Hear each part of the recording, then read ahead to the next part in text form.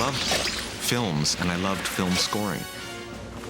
So suddenly I had a chance to kind of dabble in this, and I wanted to do more, but I was in a band and touring and doing albums.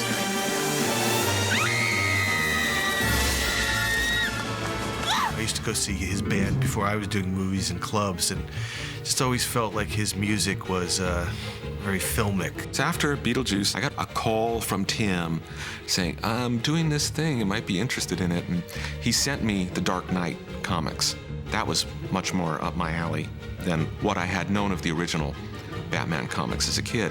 And then there was a point where they went into production, and I flew out to London and went out in the set. The very first film he did, Pee-wee's Big Adventure, came out of the blue, kind of. He was looking for a low profile, and this one was like a little higher profile than he wanted.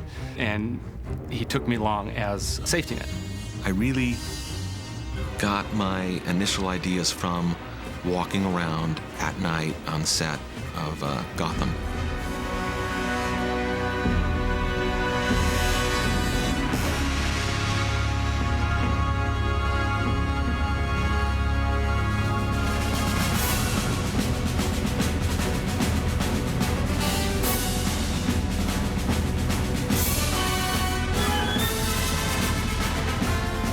The Batman theme, I just looked for something that had the components that could be mysterious, that can be dark, that could also get fun, and can also have a driving heroism too, always keeping that dark side to it.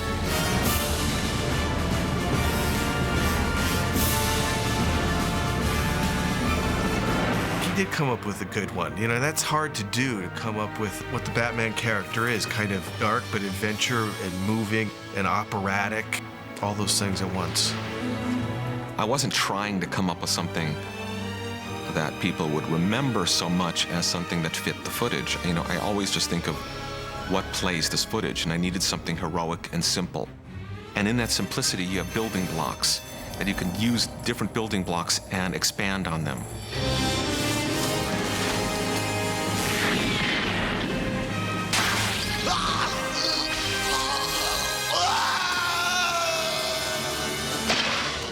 So I wasn't necessarily consciously blocking it out that way, but my instincts were old-fashioned instincts in that regard. Especially any film of this genre, you're going to have different places to go with your heroes and with your villains. The pen is truly mightier than the sword.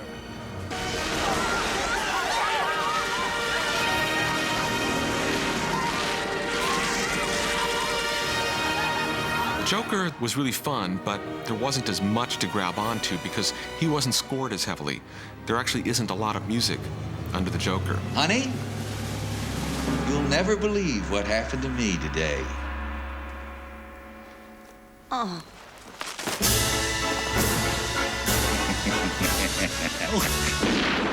This really fun waltz that I got to write for him during this crazy sequence, that was really fun.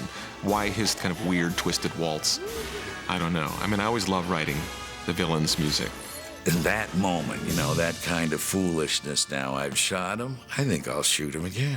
I think I'll do it with, you know, I mean, I'll always love that moment in that picture. Oh, what a day.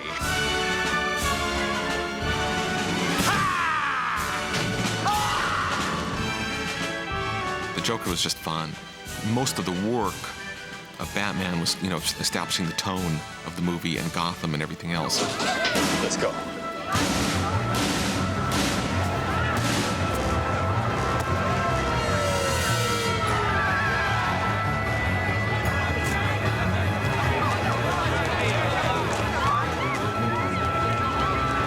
Shields.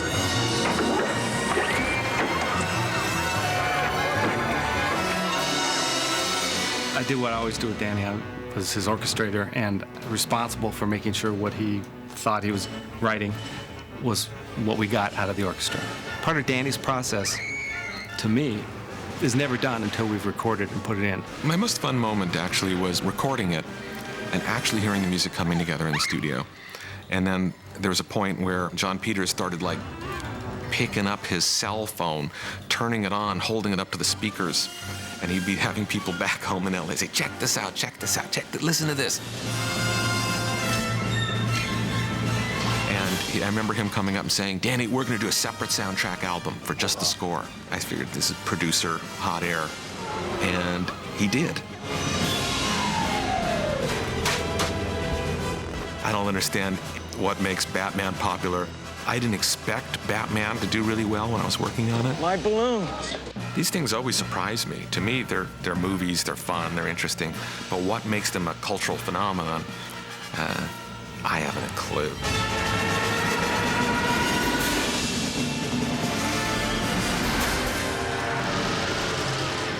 You know, always in that genre, you get to pack a lot of your best wallop into the last 12, 15 minutes of the movie. So there was a lot of stuff in the end that I was pleased about that, you know, was big and had some grandeur.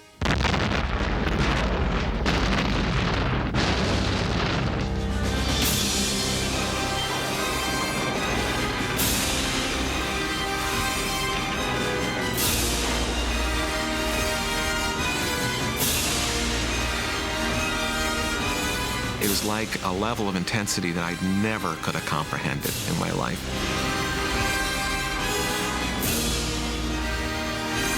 And yet, it's been rewarding.